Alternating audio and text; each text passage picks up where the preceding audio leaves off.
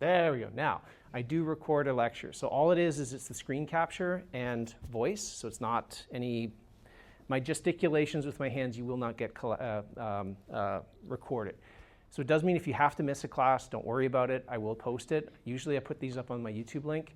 Also, I try to get the slides up to you guys on the Canvas site ahead of time. So that, and again, because this is, first of all, fourth year grad class, we have a lot more flexibility. The content we're going to cover here, my focus for this class is to teach you guys how I think about reaction kinetics and reaction mechanisms.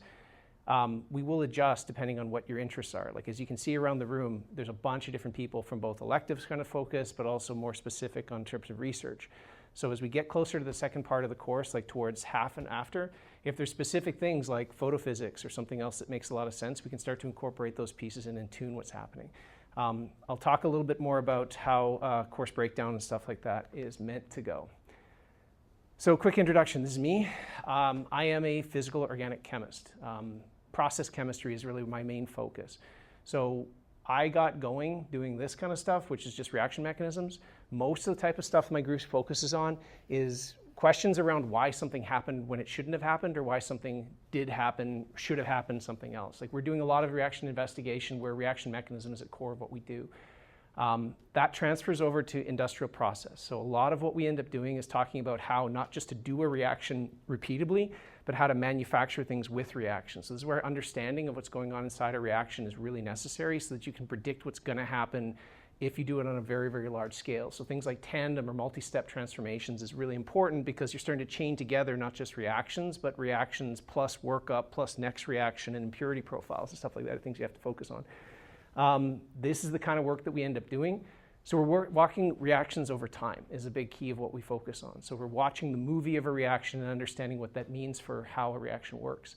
A lot of what we end up doing is actually on hardware design. So a lot of these measurements we need to make, the tools you guys have probably been familiar with are not really ready to work with reactions. So there's a lot of automation and hardware and development. So poor fools like Dylan over here have to be cross-discipline where you're both analytical chemistry, physical chemistry, organic chemistry, data science, chem eng. It's a weird hybrid. So we will cover a little bit about how to do these measurements and stuff like that, but a lot of the focus, at least initially, is going to be on reaction kinetics. My group focuses very heavily on this space. I get to be proud to say that I helped coin the term self-driving lab. I'm so sorry that I did this because now I've been, especially this last term, I got the opportunity to go teach in Korea and Singapore, where I was at a conference where people were actually showing off work from our group. They've clearly never read any of it, but basically it's one of these parts where they've taken the name brand of what a self-driving lab is and reinterpreted it with their own. So I get to watch other people's interpretation badly of what we did as a trend. Why I bring that up is, again, anybody who's been involved in anything to do with the current AI craze, you've seen it, we've hit that insane part of the inflection now where we've divorced from reality in a lot of different parts. So I'm much more of a skeptic in terms of like, I'm a practical application of Gen AI. I'm also a really hard critic of what people are over-promising and under-delivering. But what I mean about that really, why I say that is this. What we do with hardware automation is as novel as 1980. So this is actually an article from Analytical Chemistry by the Upjohn Company talking about the amazings of robotics in lab. This is exactly, if you go in my lab, this is what it looks like, right? This is not new. We're just doing modern applications of it. And the biggest thing that has changed, in 1980, that would have been $200,000. Now it's about 20, right? So accessibility is the biggest thing that's changed. What I want to enforce with you guys as we go through this course is not just the classic part of physical-organic chemistry, but this should be your reality. This is part of your toolkit. In the same way that everybody here knows if I tell you to make a PowerPoint slide, you know what I mean. Everybody here needs to know how to use a language model as part of your vocation. Everybody here needs to know how to do basics in terms of Python coding and data science because that is what we have to do as scientists now. That's bog standard. Using things like this, the coding and analytics, I don't care if you are a natural product synthesis, whatever, this should be in your tool house, right? So this is basically, I'm going to try to give you an example of not just, classical physical organic theory, but also some of the more modern techniques that we have to do, because personally, this is vocational training. You need to have this as part of being a modern chemist. If you're interested in how to do this, this is a really good introductory paper that starts to bridge over. It's written by Taylor Sparks and Sterling Baird are really, really good educational guys in the space. What they were focusing on here is to say that it doesn't matter if you don't have the really expensive tools and kit. There's basic theories of how you do chemistry using autonomous design that works for everybody. So I do give you an example to go back to this one. This is a good starting place to look at how to do this with a Raspberry Pi and about $20,000 or $20 basically, right? This is a very simple thing that you guys can set up yourself. With Amazon pieces and stuff like that, you can actually build the thing they talk about this and do some very simple loop and development stuff too. So these will be kind of application stuff that we will kind of talk through. As I mentioned, what we're going to focus on for at least the first couple weeks is reaction kinetics. This is a joke that goes back to my grad school. Organic chemists, when you talk about a reaction and we try to pass a reaction off to somebody else, this is something that you may have experienced yourself or something you may have run into.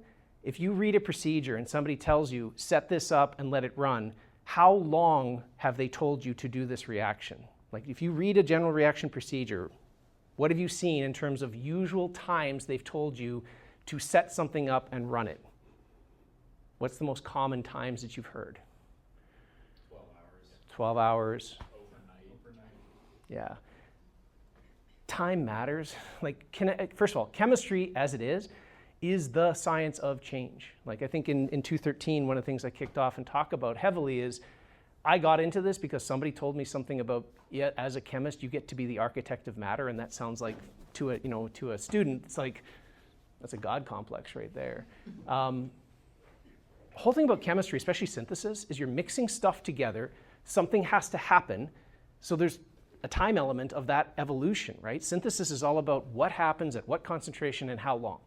So the problem with organic chemistry is we have overnight, over lunch, and over coffee. Those are your most typical time frames that you're going to see if you go to JOC or JAX, right? It's like if somebody tells you to do something, these are your buckets of time. In fact, that was part of it's a UN subcommission on AI in synthesis. And one of the things that they did was a data scrape. That's something we did with DARPA too. And they found that all published procedures, did you know this? Chemistry likes to go and produce things in yields of 50% or higher. And there's actually a frequency where most procedures give you 50, 55, 60, 65% yields. There's no 62, there's no 61, it's just 60, 65. This is data bias, basically. The problem is as people report things back out, what you're seeing is averaging and consumption where people are reporting back out these buckets of time because those are convenient for what we do around the lab and the tools we have. And you're also seeing percent conversions, which have nothing to do with really what's over on this y-axis here. The reason why I bring this up is if you were told to do this, well, first of all, polling the audience, does everybody know what that reaction is? These kind of starting materials, those conditions, again, it's okay if you don't. I just want to sort of a level test. Does everybody know what's going on here in terms of a general transformation? Hands up if you recognize this. Hands up if you do not recognize this. Okay. So this is what's called a cross-coupling because you're taking two pieces and you're fusing them together. So if you follow your parts, that boronic acid is this center piece here, and you're doing a cross-coupling with this boronic acid. So it's an aryl boronic acid with an aryl halide with palladium. We call this a Suzuki reaction, right? This is a standard sp2 cross-coupling reaction. If you're doing this reaction, I'm trying to marry these two pieces, I'm trying to couple that boronic acid with that bromide to make this product. That's my goal. Purple is what I want. I know the colors are kind of washed out. The problem with time here is if you look across this, which time gave you the answer you're looking for? These conditions, coffee was good, lunch, now you got this one winning, and then overnight, you got this one winning. This is a problem when you start talking about optimization or even transfer of conditions. If I gave this procedure just one of you and I don't not specifying time, you choose to run it over this, you're going to go call me a liar because the reaction didn't work. When in fact, what I really wanted you to do was conditions like this, run it shorter. That's what's really happening. That's the actual process of that's actually happening in this condition.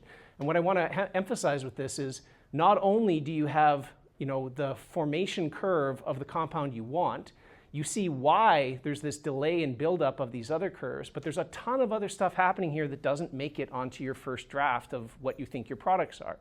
The main thing I want to emphasize as we go through this is to help you to think, based on these conditions, Why are you getting these kinds of kinetic curves? Why do you see an S-shaped curve versus something building up versus something that's kind of level? But also, I want you to think outside the box of why did I not originally see these ones? Because I wasn't thinking where those things came from. This is a matching game of, yeah, the reaction I want is this bromide and that boronic acid, but every other permutation of what could happen in this reaction can happen and may be part of the analytical chemistry you have to look at. The emphasis I want to put on, the button that my advisor told me, chemistry does not care about your chem draw, right? Just because you drew it a certain way doesn't mean the reaction is going to follow that. We used to have a suspicion where I would take these reactions as grad school and I would print it out and I'd put it on the inside of my fume hood so that the reaction knew what it was supposed to do. But that's kind of it. Like basically, I want to demystify this whole process that what you guys do with synthesis is not just witchcraft, right? There are some very simple rules that follow, and you just have to think outside of what your expectations are. All right, so for the course, we have a Canvas site. This is primarily what you're going to be interacting with in terms of material, content, lectures, stuff like that. Second thing, there is a recommended book. It is not required. Modern Physical-Organic Chemistry, Anselin does a pretty good job of a lot of the topics and extra points. This is meant to be another way of explaining some of the topics we're talking through, but it is not rote. We're not doing like chapter by chapter. It's just a really good place to look for other examples or other explanations for some of the topics we're talking through. If you do not want to buy it, that is fine. I'm sure that there's an easy Sci-Hub kind of PDF download for it. If anybody has one that's a thing, feel free to circulate it. Totally fine with that. Don't worry about it. But this is a decent Phys-Org textbook to have in your point. Things that you are going to need. First of all, modeling software. This is a free program. Definitely this week, today, go to Copasi, download Copasi, install it on your laptop. We will have stuff in class that we're going to do that uses Copasi. We will do modeling with it, so please have it installed, ready to go. Come to class with it so that we can work on it live as a workshop, right? It's not a hard program to learn, but it's just weird enough if you've never worked with it that you're going to have to practice, right? So if anybody done basic programming like with things like Jupyter Notebooks or Python, okay, the number is going up every year. That is good. You will get some practice with it. But basically, programming in Copasi is very much like simple object-oriented programming. It's a sort of a language kind of format and syntax you have to get used to. So please, download this and install it. Know a little bit about Jupyter Notebooks. I will share some links. We will do a couple of Google Colab type things. We have a couple sections on how to use Python, things like PyCharm or like a developer environment. I will show you how to use those resources and stuff. If you've never done it before, again, like I said, this is kind of part of your modern toolkit of being an organic chemist, is you really kind of need to have at least familiarity with these tools.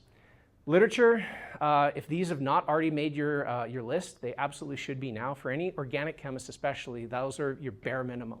Now your groups may have other policies in terms of what you should be following, but these are kind of the ones you should be reading, the ASAP kind of articles and the just newly published. For part of what we're going to do in the class, we are going to have towards the end of the class student-focused talks. So I will be giving through topical things. Towards the end of the class, you will be allowed to pick a research topic or a paper, modern paper, starting from January 1, 2026, so it needs to be a new paper. You're not allowed to jump back for 2025 and before, so find a new paper that has been recently published based on something to do with the class. It has to come from at least these ones. If you do find something in a different journal that is appropriate, that's okay, clear it with me first. But that's why if you're not already sort of going to these websites and familiar with the common stuff, you should be doing it definitely as part of this course. This is roughly what we will kind of do. So we're going to start off with kinetics and kinetic modeling and reaction progress analysis. This is the bare minimum of sort of figuring out how a reaction happens and why it happens. These are the tools for you to look inside a reaction process. We will then go over the more classical things like transition state theory, KIE, linear free energy relationships, pH and reactivity principles. One thing I'm going to start to fold in this term, probably in here, these are the classical Phys-Org stuff that you need to be aware of. But I just recently completed a course using autonomous chemistry and autonomous robotics. I'm going to start to fold that in sort of in here. So we'll do some of the classical, and then we'll come over to how do you now, with these tools and these classical things, use modern robotics and autonomous chemistry to kind of get access to this stuff now. So this is where down here, this stuff kind of changes up quite a bit. Last year we focused a little bit more on organic catalysis and organometallic catalysis. Again, this is where, depending on what we're kind of covering and your interests, we can sub out some of these ones for more research-specific ones based on whatever your research topics are kind of looking like too. So flexible, right? This is ideally, you guys have made it to this fourth year kind of course. This is a lot more fun in terms of we can focus it on what you guys are interested in rather than me droning on about what you guys are stuff. Ideally, I want this course to be more of like a practice tutorial rather than lectureship, right? I want you to come out of this class with tools that you can use, and that really comes from this part here. So how to use kinetic modeling, how to use these kinds of tools to actually apply to your research questions. That's a lot more valuable personally. The breakdown we're going to try and do kind of follows this, and you can see it's pretty wide open. 30% is just the class presentation part, which is what we'll do at the end. So the last couple weeks of class will be dedicated to you guys take the helm, you guys give presentations. That's the exercise. I'll talk more about that in just a second. Midterm and final are both take home. So these are not come in and sit in the class. It's not based on the schedule points. I will give you an assignment. I will ask you guys to work on it. Ideally, again, the rules around this are kind of, again, I'm trusting you and you guys have to trust me. If I give you guys a midterm, the line in the sand is supposed to be, oh, we'll do this part first and then we'll go to the next. So class presentations, roughly, these are the dates we're going to stick to. So January 21st is when I want you guys to start thinking of like when I will assign you guys times of where you're going to present. I'm going to do that basically randomly. If you have conflicts, if you have an exam, a midterm, whatever, something else going on, let me know ahead of time and I'll move you guys around, right? So this is meant not to be a burden where if you suddenly tell me that, hey, because of something else going on in fourth year or your candidacy exam or something like that, let me know, we will decompress it and there's enough people in the class we can share at the times. By the 13th or so, I want you to have picked a paper saying this is the topical paper I am going to present. And again, the only reason I want you to sort of run it by me first is first of all duplication, ideally one per person. And second is sometimes people have a really, really focused interest that is way outside of what we do in the class and it's actually probably going to be too hard for you guys to present. So I'll help you kind of align it across that. Roughly end of March through April is going to be our lectures. The way the lecture is supposed to work, you will have 25 to 30 minutes, so roughly 2 lectures per class. You're going to be following what we call the SCQA format. You're going to be giving a presentation where you need to tell me what the situation is. So roughly 2 or 3 minutes is the background. What is this paper about? Why should I care, right? So you're setting the stage for why this paper is something that you have chosen here. So it's mainly introductory material. This means you're not just talking about that paper. If somebody's if you're going through and talking through this, and it's talking about some, photon-coupled single electron, whatever, you probably are going to have to teach people what that is. So there's going to be background material you're going to have to pull in outside of the paper that you have selected. The complication, what problem is this paper trying to solve? One of the things about selecting a paper, sometimes research papers don't do a very good job of highlighting these ones, which means don't do that paper, right? If you have a paper that somebody's presented where you cannot really clear why the hell they wrote it, then choose a different paper. Or you're going to have to dig into that paper to really extract that information. But this is a strategy here where you basically got the first 5 minutes of class talking about the background and why they are doing something in this particular study. Then you start talking through what did they do? What was their approach? What are they trying to bring in?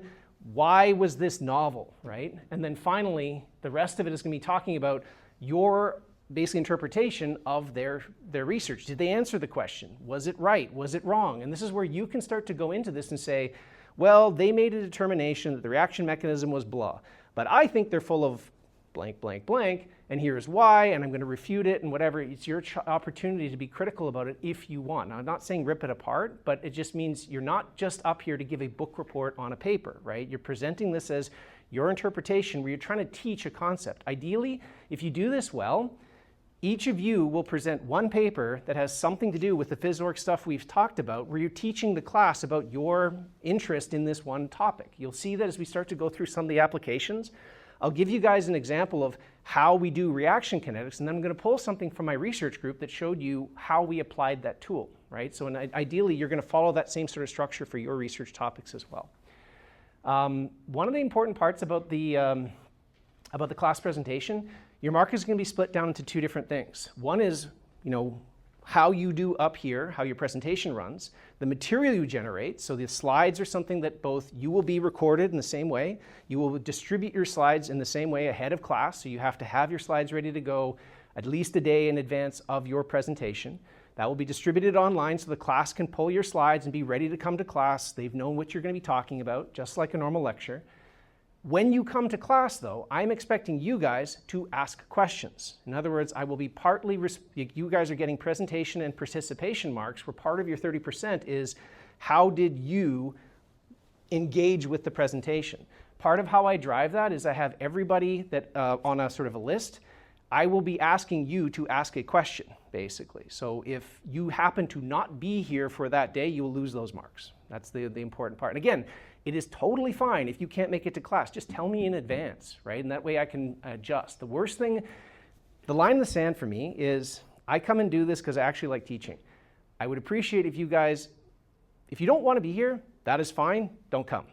But don't show up here and play Sudoku, right? Like that doesn't do anybody any help. In the same way, if you're not going to engage in the class, tell me in advance. I'm not going to beat you on that one. We'll figure a different way at that point, but basically don't waste each other's time. That's the way I want to kind of to focus on it.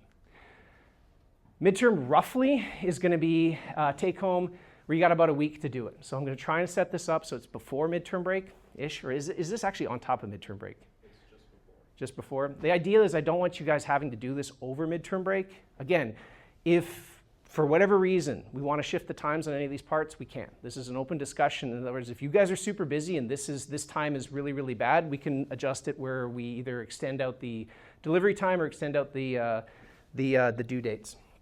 This is meant to be take home.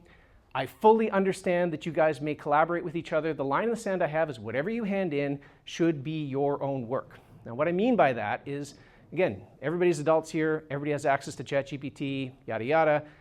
Whatever you hand in, you're responsible for. In other words, if you go to ChatGPT and blindly take this assignment and just say, "Blup, this is what it said," well, I'm grading you on that then. And if it said that, Putin is the greatest guy in the world, whatever, yada yada, you're liable to all that. Like that is on you, basically. So whatever you hand in, that is your work. As far as collaboration goes, again, I will try to set this up where it is challenging for you guys to work on in a way that, yes, talking to each other is totally fine. But some of the way I can do this is I can set up an assignment that is open-ended where you need to go find a data set, and I expect everybody to have an individual one.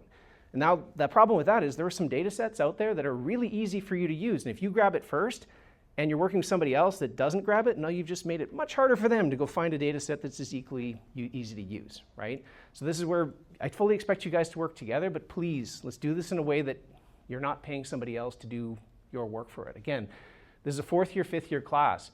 This is meant to be that you leave here with tools that you can actually use in your research careers after this. Final exam, very much the same idea.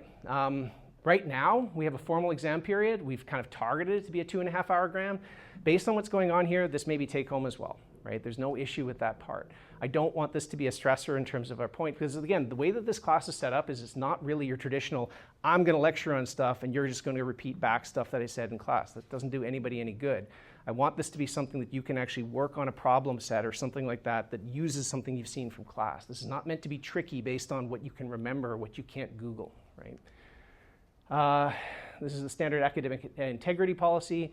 Again, the real underscore here is what you hand in and what you do needs to be your work. And again, the focus of all of this is meant to be, if you're here to just do this quickly because it's easy to do, that's not useful for both my time and your time, right? I think that try to use this as a point where we will find a way to engage with the material and something that you're learning. As I mentioned before, Gen AI, I accept the fact that Gen AI is out here. In fact, I'm probably one of the strongest proponents that you should probably be using it. It's using AI tools is not that's open-ended. Sorry, this is the standard copy and paste I have to say to the 213 kids.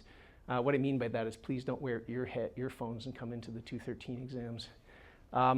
In fact, there are some there's things I'm trying to build right now on applications of language models that will actually allow you to use them in this. So take that with a grain of salt.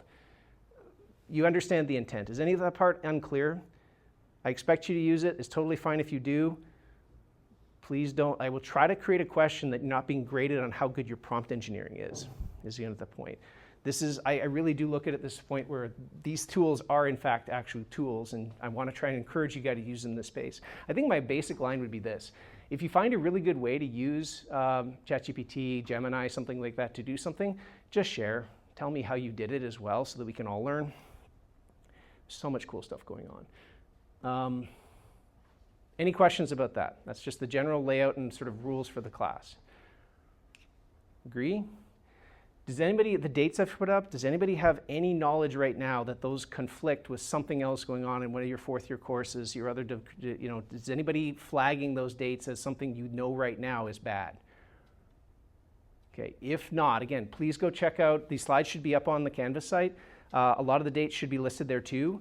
By Wednesday, ideally, end of this week, we lock in these dates that this is what we're going to set on. So if you do have anything in the next couple of days, bring it to the next class, we'll talk about it, and we'll revise from there. Anything else?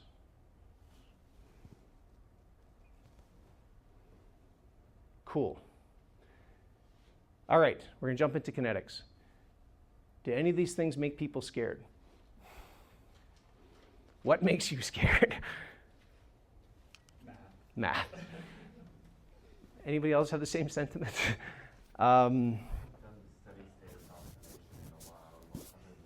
We'll review it. You know, that's kind of why I'm ideally the slides we're going to go through now are literally based on the stuff I created for 123. So all the way back to first year, and we'll kind of dig through there. The pace will be a little bit different. Ideally, we'll get up to, this is where I want to get to as quickly as possible because it becomes the application part of it. But there will be a couple things that we're going to go over that I guarantee are going to give you a bit of a head scratch. I'm with you on the math thing. In fact, I became a kineticist long after deciding I didn't want to be a physics, the only class I've ever dropped out of was quantum because I hated matrix math and I hated linear algebra and I hated that part of it. And then, quoting The Godfather, they bring you back in, right? The fact is, you're not going to be able to escape this part of it, but the way I want you to think about it, reactions are just a concentration and a constant. That's it. Like every reaction is just, the reaction will figure out how fast it can go because it's doing some check of what the concentration of fuel it is and what the reaction constant is. That's it. So the tools, in fact, I'll go through. There is a little bit of math and algebra, but most of what I try to present through is actually the kind of no math version of kinetics. This is an intuitive form of how you do it, and this is why graphical analysis and things like RPK and BTNA have become really, really appropriate. But we'll go through these kind of things as just kind of baseline stuff that I want you guys to be familiar with. And again, if there's topics in this that go by too fast, definitely in the first couple weeks, I need you guys to flag it. We'll figure out how you get up to speed, but we're not going to slow down for this, basically, okay? There we go, there's every reaction. Generally, as a quick part, you guys remember, we talk about all processes as dividing into the kinetic control, so what happens fastest, and that's ideally transition state theory, and what is most stable, right? That's thermodynamic control, that's basically distribution of equilibrating pieces. Remember, in principle, every reaction we talk about is reversible, right? Microscopic reversibility says if something can go one way, it can technically go back the other way. It's just energy barriers and kinetics may present that. You know, carbon can turn into diamonds and diamonds back into graphite. That's this whole point. It's just that the time scales we're talking about here may be geological in those sort of cases. So this is a basic picture of what you have. I want you guys to be very familiar with this kind of diagram, and we're going to be going back and forth with using these kinds of representations to sort of communicate things like selectivity. In general, chemical kinetics is, like I said, change. The snapshot, when you look at a reaction, is really critical because that's going to start talking about the individual state of a reaction, right? What's turning or what's happening in that process. So your time scale matters. How big the gap between these things matters, and then concentration is saying that in some fixed volume, how many of something are you talking about? So in general reaction progress over here, change over time might look like this, where you've got these individual snapshots of what's going on inside a reaction. Kinetics tells you how fast things are going to go. It tells you what other things are happening, so not just red dots, maybe there's red circles, or red squares or something else. And it helps us to figure out reaction mechanisms. The reason we spend time on reaction kinetics is because by watching that change over time, we can predict, will it do that again, and how do I get it to do something else, potentially? This is why that understanding is so important. So in general, the two pictures and snapshots I want you guys to always have in your hand. This is what's happening inside the flask. So this is the moment-by-moment snapshot of the changes that you're doing. Each of these is a discrete freeze frame of concentration, which we generally represent as a graph, right? This is a function version of a reaction. So if you've ever, for the first couple weeks, this kind of a graph is really how we're going to look at reactions a lot, right? It's an XY presentation showing a change in concentration over some time. You can learn a lot just from this. There is like, so if you look at this now, there's a ton of little nuances we're seeing here. So first off, what is this thing telling me? And again, there's no wrong answer. What do you see when you see this? If I told you to describe this process, what's going on here?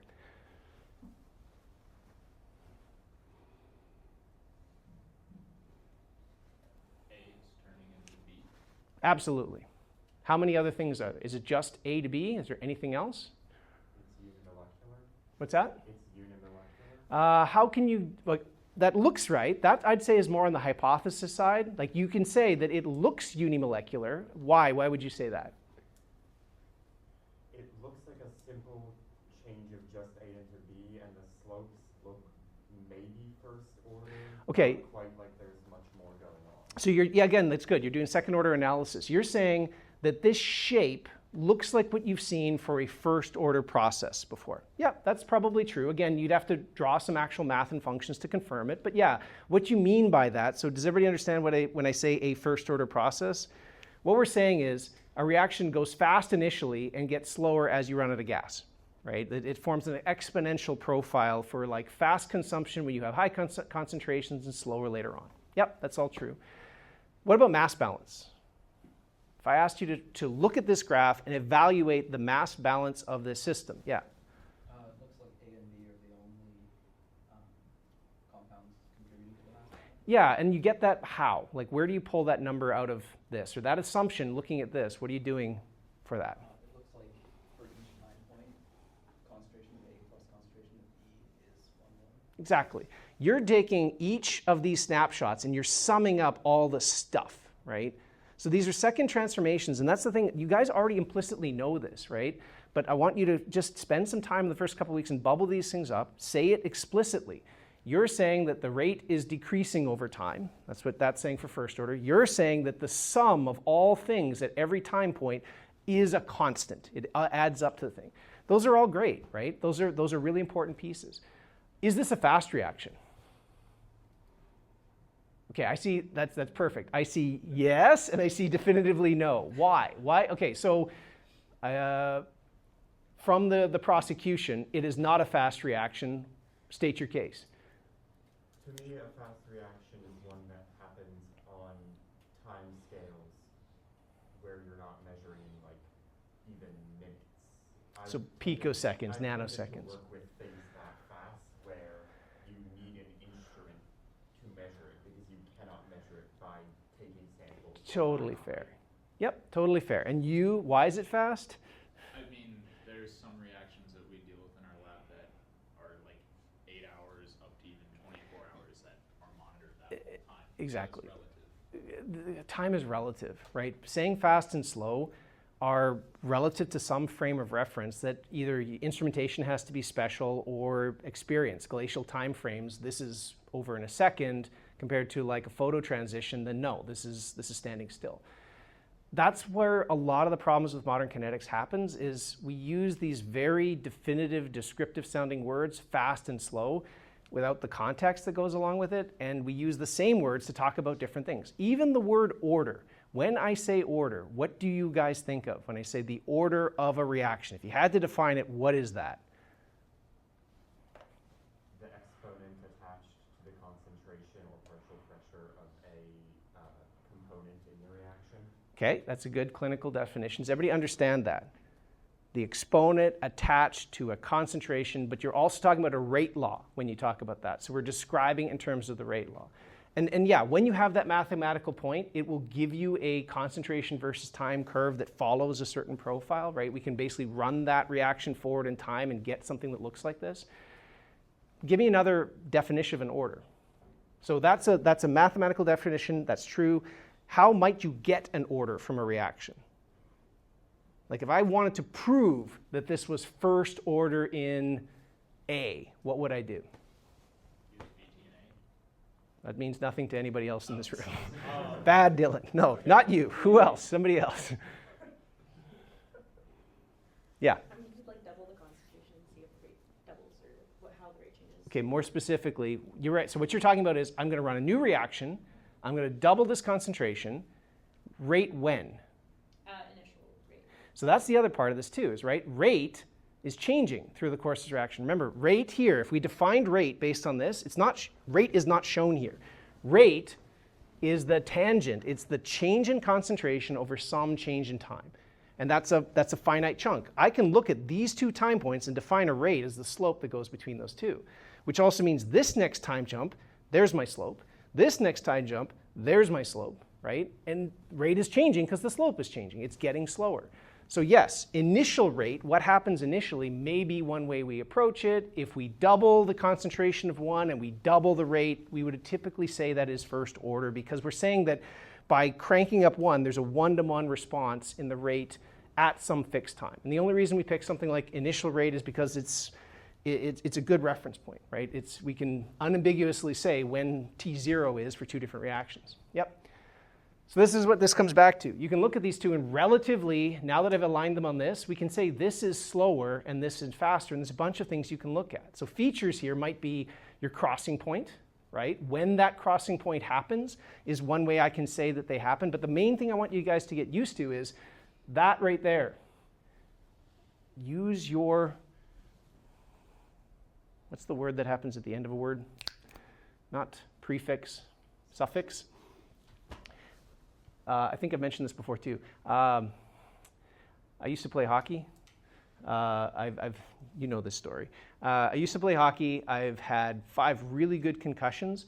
I do forget words every now and again. So if I do say something, you're like, why the hell did he say it that way? Call me on it. It's fine. It's probably just head injuries. What I mean is, yes, the suffix in a word like this, fast or slower, is a lot more valuable than saying fast and slow. Because by doing that, you're putting down a reference point, which is a binary comparison between two reactions. That's a lot easier because now we have context, right? Give me something else on this that you can say. Like crossing point is something I pointed to. What's another feature or measurement on this graph I can point to that would also support the fact that this is faster than that? Gradients. What's that? Gradients. Gradients? What do you mean? Or slopes. Slopes where? Of the tangents to the curves. Yep. that you write.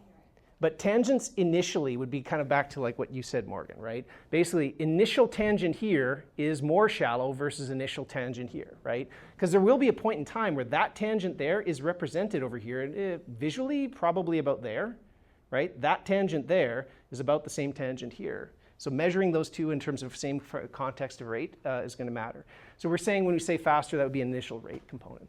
It's not just as simple as just the simple drop-in is what I want to say. Okay, yeah, so reaction rate is your concentration change over time. It's this mathematical point. The rate law is going to be take any two points. We do a small tangent around that point, so a small change in time is usually what we're asking for, right? This is also where you know that it would be inappropriate to define a rate by taking just those 2 points and drawing a straight line between it. That's not an accurate representation for how things move between those, right? We're saying a small change in time defines a rate within this space, so it's usually your typical, small dx, small dt kind of measurements. So it's a change in quantity over some unit of time. It's always going to have the same thing where it's a concentration over time or a partial pressure over time. And then from there, these are always going to be reported as positive quantities. The rate of consumption and the rate of production are equal, right? The values of using something up or going or production doesn't matter that something is going to be negative in terms of consumptions. The rate is always expressed as a positive value just by convention. So there's also an equality that goes with that. This is another way of expressing what we said about mass balance, right? Individual sums at individual times is one way to pull a mass balance out, but we can also say that if the rate of reactant consumption perfectly matches the rate of product formation, we have mass balance. We're saying good conversion between the two. This is the most important thing to start to pull these pieces together. When you're doing reaction analysis, if these are not held, what does that mean? In other words, if I had a reaction where maybe the overall sum, if I sum end B and end A, it all matches up. So overall mass balance looks good. But what if point by point, the mass balance doesn't match up? or the rate doesn't match up for some time in between here. What is that telling you? There's something else. Basically, A does not go to B without a stop somewhere. You're missing mass for some part of the reaction that shows up later on, so your equation has to expand. These are all clues that you guys have implicitly, and we're just going to really drill down and actually apply on these points. So that's something, the good part about all this is these are things that you guys have probably practiced in some way, and we're just going to sort of dig into this a bit further. So average rate, these are something that we can talk through. This is basically over some average point in time. This is where usually the time accurate or the time gaps that we're talking about are actually quite large. Instantaneous rates are usually very small changes in concentrations in time. Initial rate is just as we say at T0. Now by convention, especially for catalytic reactions or just in general, initial rate is what you probably spend most of your time on. It's probably, has anybody done like rate calculations in kinetics at some point? Okay, not you. A little bit, maybe for some enzyme kinetics and stuff like that potentially. But the whole thing is why we typically focus on initial rate is there's an assumption that as a reaction is set up, you have the highest degree of control at that very initial part. It's where you put things together, so less bad things can happen that you don't know what's going on, and there's a higher degree of certainty around however that reaction goes. What I hope to teach you over the next 2 weeks is that is a total lie, and you will never use initial rate ever again. There's better ways to do this. Again, initial rate measurements are really a classical thing that we used to do just because we didn't have good tools or good ways of dealing with other components or complexity. So, last thing we're going to discuss is rate expressions. Now, generally, a rate expression is just dx dt, right? That's the change in concentration over time. But we're also going to express this in terms of things like power laws, right? This is where we're saying that the change in rate has to be associated with, like what we've talked about, orders, which is the exponent of a component, but also things like our reaction constants, how fast something is going to moving through. So in general, we'll have some process that looks like this that we can break down in terms of some kind of a sum or a particular series as the individual rates of individual components. Now remember, in general, the stoichiometries we have here, those generally matter for things like mass balance. Those do not immediately tell you about order, right? Those are not the same thing. Does everybody understand? Again, pause that for a bit. I say that explicitly. Does everybody remember this? If this is a 1 and a 2, it does not immediately mean it's second order in B. Nod, nod, nod. How much does that have, if you really internalize that, is that just something you've like, oh yeah, second year told me that one, so okay, we're gonna have fun with this. It does matter. Stoichiometries do matter for things like mass balance, right? We're saying that if I need in an equation that's written this way, this is the sort of shopping list of components and how many you need to fully confirm over here, but it doesn't talk about anything about the mechanism. You're not talking about how those components happen. You're not talking about intermediates. You're not talking about partial reaction conversion. It's assuming that 100% of this eventually thermodynamically becomes 100% of that. So there are rate equations that will have those scaling factors based on your stoichiometry that'll tell you roughly how fast some of these have to be changing or the rate constants have to change against each other, but it's not going to tell you about mechanism. So in general, this curve should make sense to you. 2 of these are going to make 4 of those and 1 of that. Okay, so that way double the concentration here goes down. I'm going to make 4 times the concentration here, and I'm going to make 1 over here. Now what I'm doing there is I'm just looking at initial time points, right? So 2 there becomes some end time point over here, which is pretty close. Now if you notice though, it's not perfect, right? This did not quite hit 0. That does not quite hit 4. The individual stoichiometry, if I take the individual rates and individual tangents across this, that other equation I showed you will hold, right? But what about order here? If you had to look at this, is this first order in N2O5, for example? When I say that, like what is going through your head to evaluate that answer? How are you trying to come to an answer of yes or no?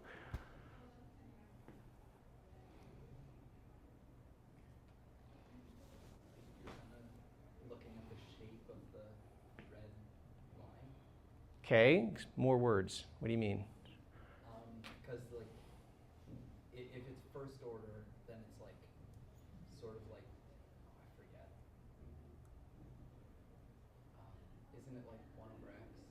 And then if it's second order, it's like 1 over x squared or something like that? We'll get, no.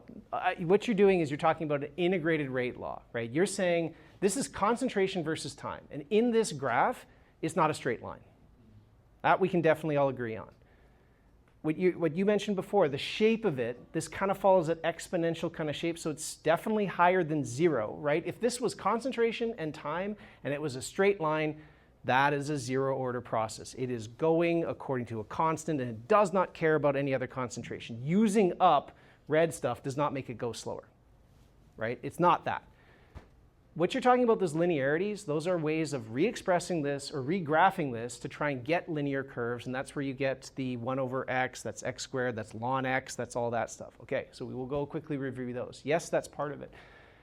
The other way you can do this, right, is this is where if you have Copassi, you can set up this equation right now, you can set up how this mechanism goes, and you can re-graph this. These were all done in Copassi by creating a digital point that actually answers that question directly. So we will go and practice those. Let's pause there. We will kick off on this one next class. Like I said, I'm going to upload probably more slides than we will cover next class, just so you have them as references, and we'll go through those ones there. I'll see you guys on Wednesday.